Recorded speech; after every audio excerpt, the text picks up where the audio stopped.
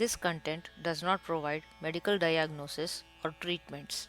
Consult a qualified medical professional for your health concerns. Use it as a supplement, not as a replacement for professional advice. Do not stop or substitute ongoing treatments. Please follow your healthcare provider's guidance. Use your discretion. The content creators are not responsible for your decisions after you engage with this content. For first time viewers, it is crucial to watch the entire introduction as it provides vital information about the chants, their meanings, and recommended food in the shlokas. Namaste, hi, and welcome to you all. Let us get to another video in Lalita Sahasranama's Yogini Devi series. It is said that just listening to the chants in this video can bring a positive shift in your energy. Needless to say, how impactful it can be to understand and meditate on these sacred hymns of the Divine Feminine. In this video, after the introduction to the series, we will dive deep into the chakra that the yogini governs, her characteristics, and her form, giving you a focal point for meditation. We will also explore a sacred recipe mentioned in the shloka that nourishes the elements governed by the goddess. Plus, you will find repeated chants of the shloka for you to listen to and meditate upon. If you are eager to jump to specific points in this video, please feel free to check out the chapters in the description box at any point during the video.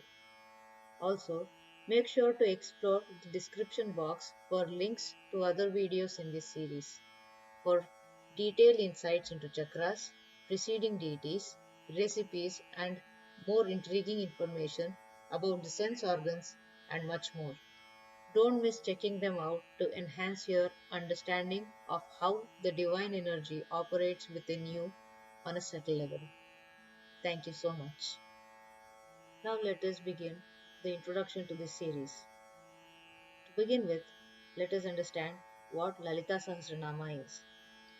Lalita Sahasranama is an excerpt from the sacred Hindu text Brahmanda Purana, where Lord Hayagriva, who is another incarnation of Lord Vishnu, expounds Lalitambika's 1,000 names to Saint Agastya.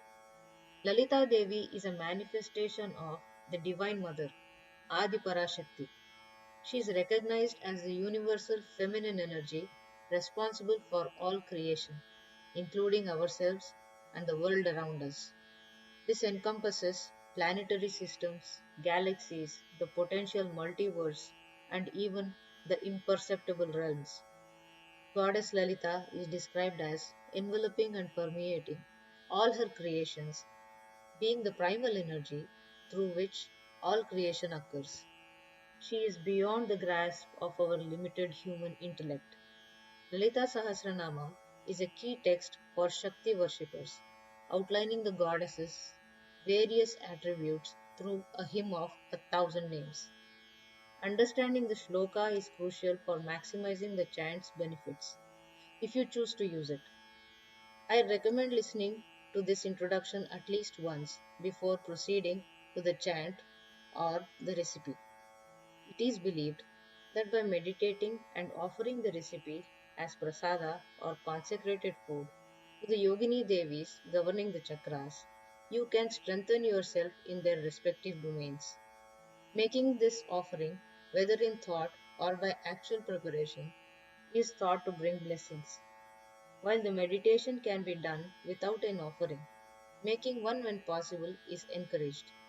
If you choose to undertake this meditation and offering as a vow for a specific number of days, like 11, 21, or 48, it is believed to bring abundant blessings. However, commit to such vows only if you are certain you can sincerely fulfill them.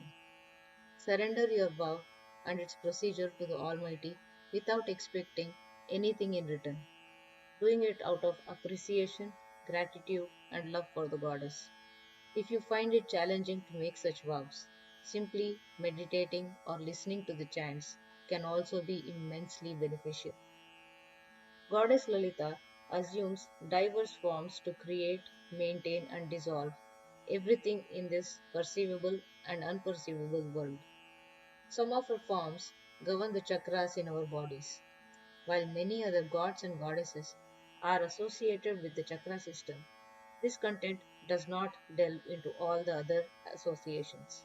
Yogini Devis, mentioned in the shlokas of Lalita Sahasranama, are the guardians of our chakras.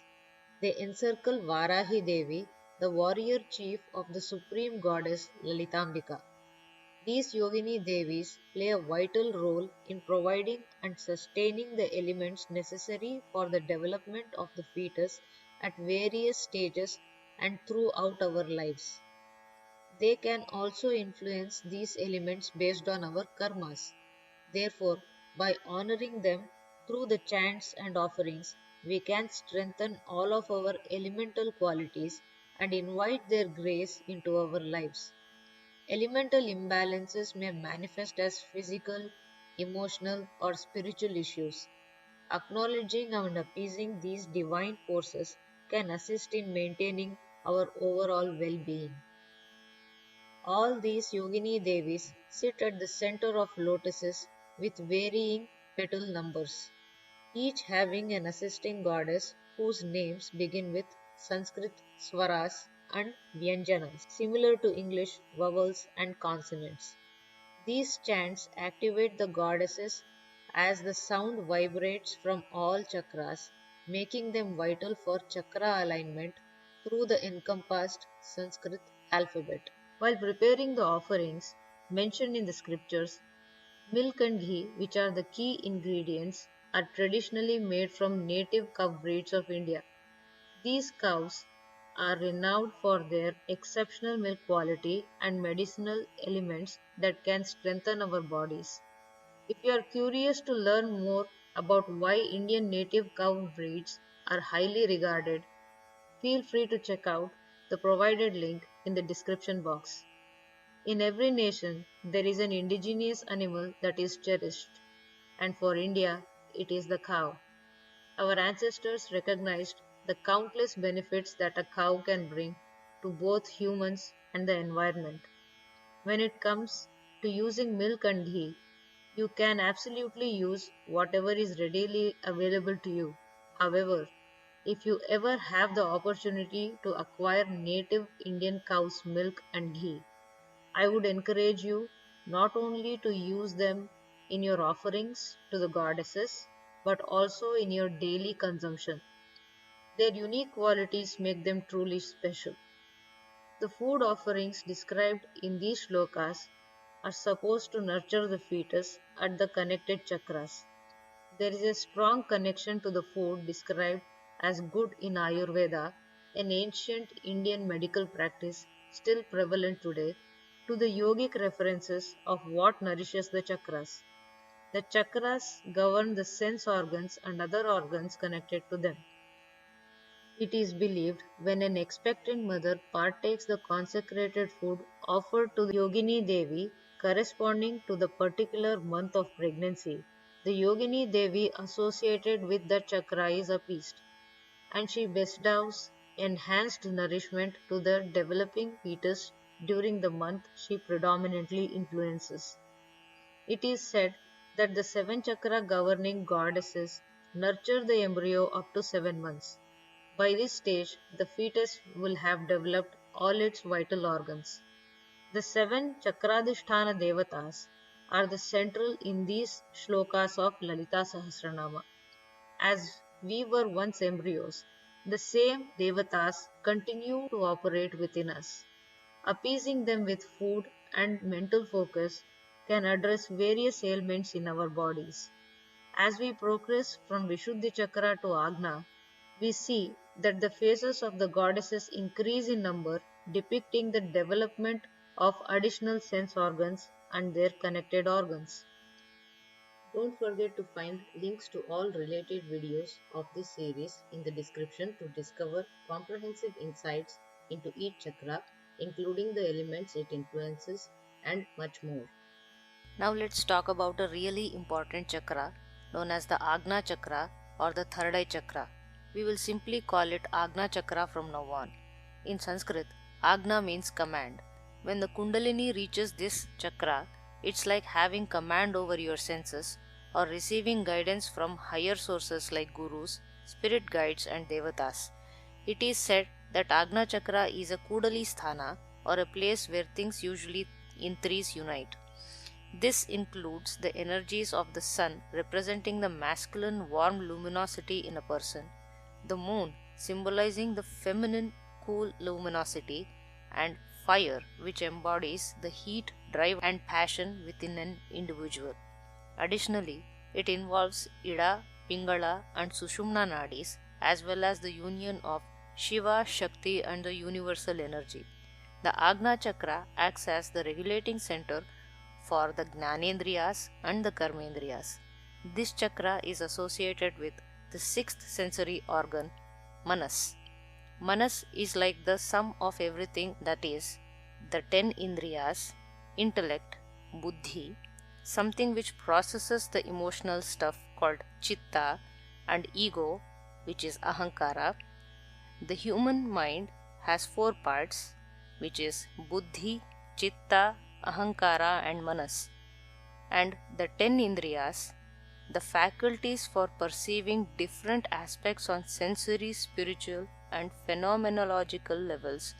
These elements work together to create our experiences, opinions, and more. Interestingly, Indriya not only refers to our sensory and mental faculties but also means something approved by Indra, the king of gods.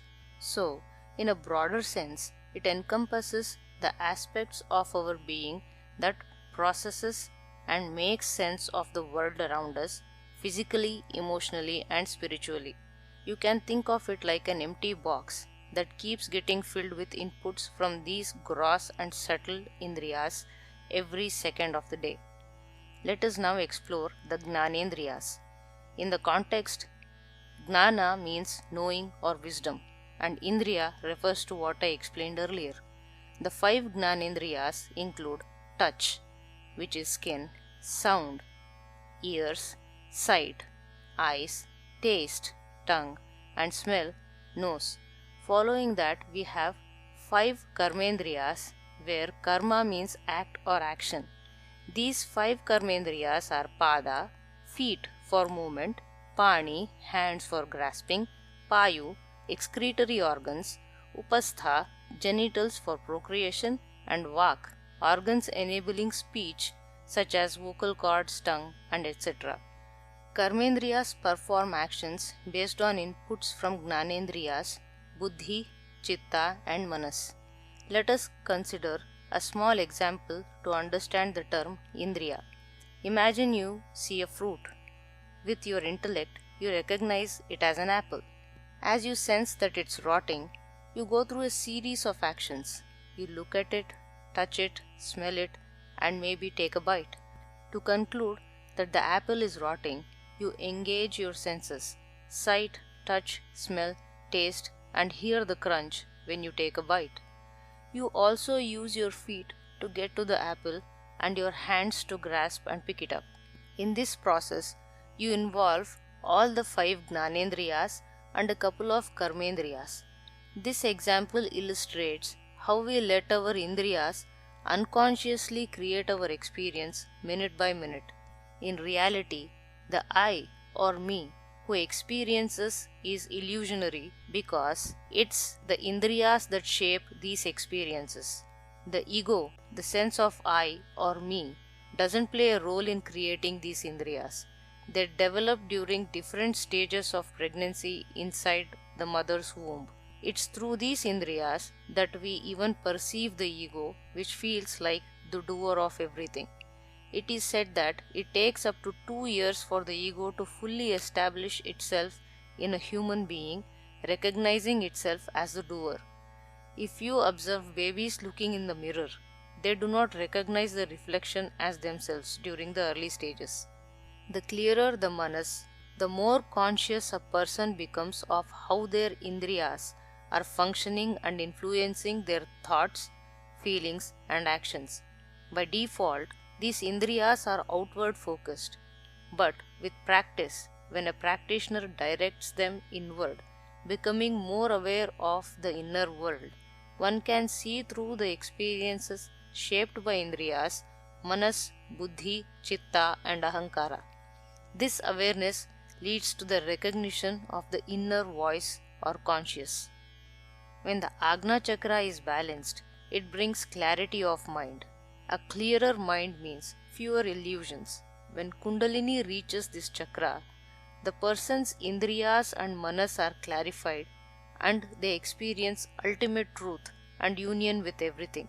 At this stage, the aspirant is blessed with Kalagnana or the knowledge of time. They rise above the conventional perception of time, realizing that as a soul, they are timeless, beyond birth or death. The soul is eternal.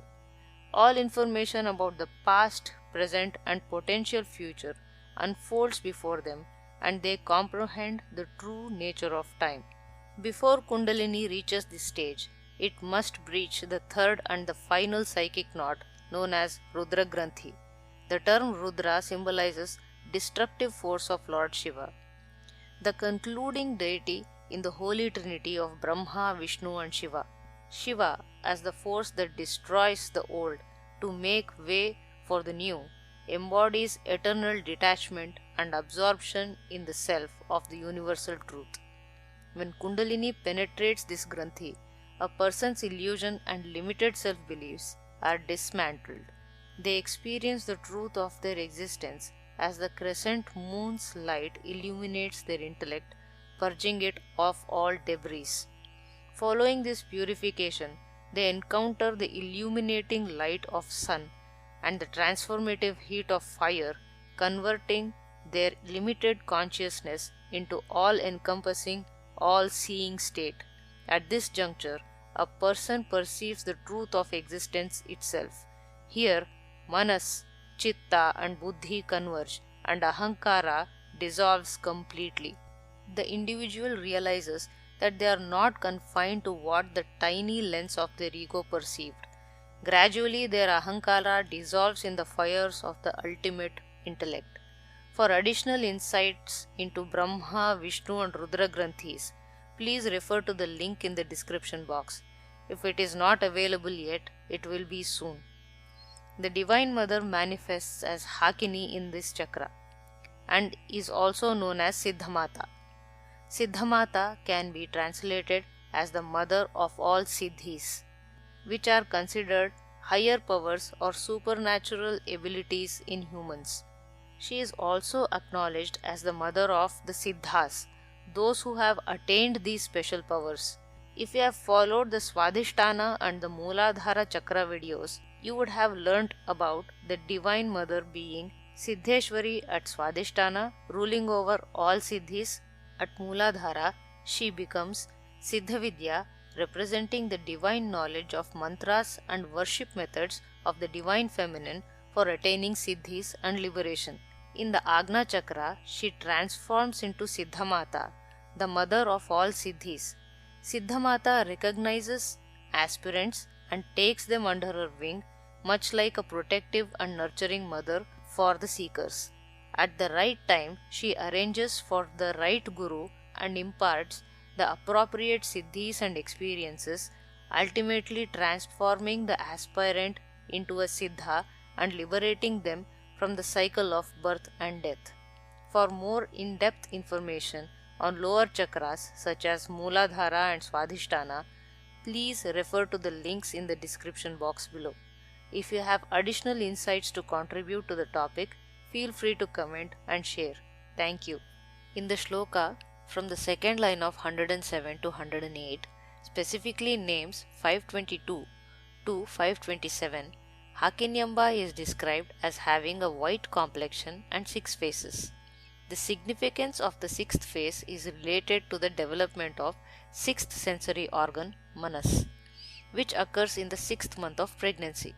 For more details, you may refer to the earlier section with the timestamp on Manas. Hakinyamba is depicted with 4 arms, each carrying a damaru, which is a power drum, a chin mudra, a skull, and rosary beads. While she is sometimes portrayed as a fierce goddess, Hakini Devi is known to favor rice mixed with turmeric or yellow colored food. Additionally, she has two assisting goddesses, Hamsawati and Kshamawati, whose names start with the last two alphabets of Sanskrit, Ha and Ksha. Hamsawati represents the unblemished true self, while Kshamawati embodies the forgiveness of all karmas. When a sadhaka's kundalini reaches the Agna chakra, Hakini Devi bestows pure knowledge of the ultimate truth by forgiving the sadhaka's karmas. This act wipes the slate clean of both good and the bad, granting karmic freedom. An intriguing observation is that the Sanskrit alphabets from A to H can be pronounced as Aham, which translates to ego. This sequence ends with Ksha, represented by Kshamawati, symbolizing the forgiveness of everything done out of ego induced ignorance. It adds a symbolic dimension to the journey, suggesting a progression from ego, Aham, to forgiveness, Kshama, of the divine.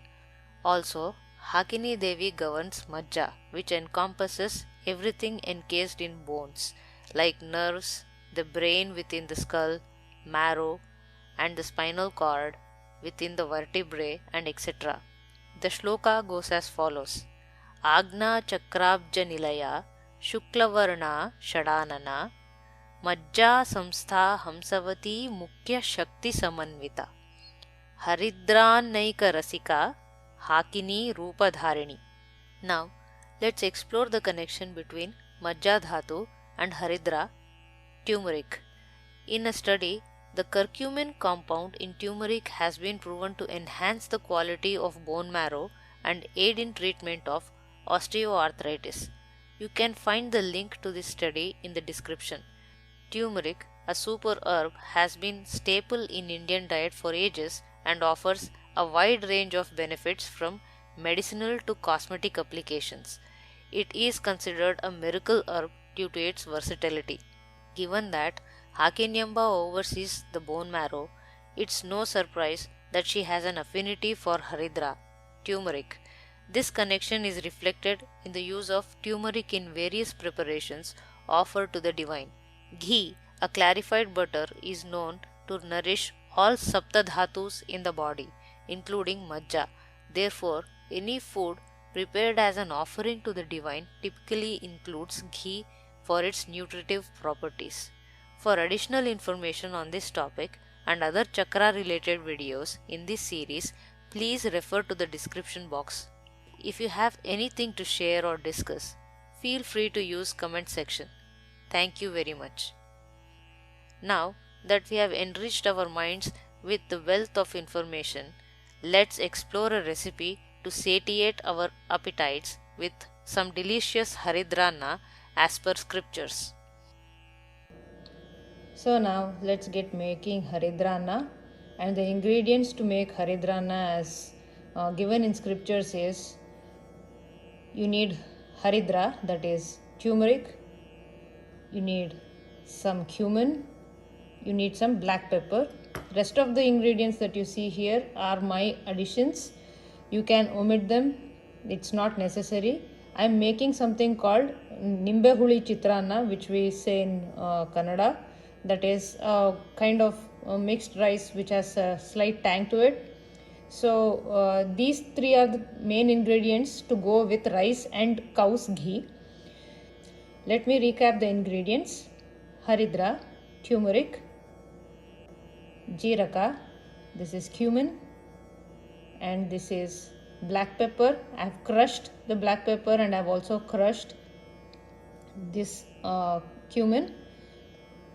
These are brown mustard seeds, peanuts, lime, this is curry leaves, and this is finely chopped coriander.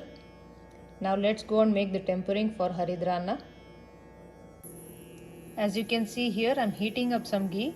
I had cooked rice in this vessel already, and hence you can see some rice sticking around. It's not a rule that you have to make the tempering in the same vessel you cook the rice. I just do it because I don't have to do multiple dishes. Now that the ghee is heating, let's add ingredients one by one. I will add them and tell you what I've added. As you can see, I have added the brown mustard seeds, crushed cumin, crushed black pepper, and I have added the peanuts. Now I'm just waiting for the peanuts to roast. Let the mustard seeds flutter a little bit before you add in the cumin, the black pepper, and the peanuts. And once the peanuts get slightly roasted, you can add the rest of the ingredients. You don't want to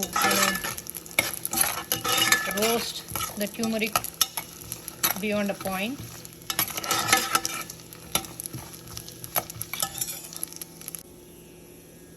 I added some salt to the tempering.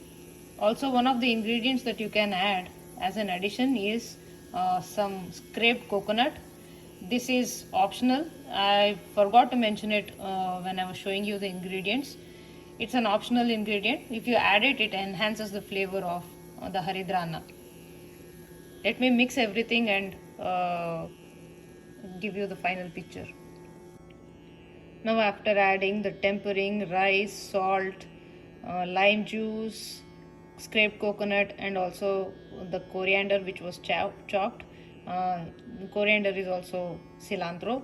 So, this is ready to be mixed now. I'll mix everything and show you the final product. And this is Haridranna that we just made. And I think I forgot to mention that it has to be cooked rice. You cook your rice before you mix the tempering, and your Haridranna is ready.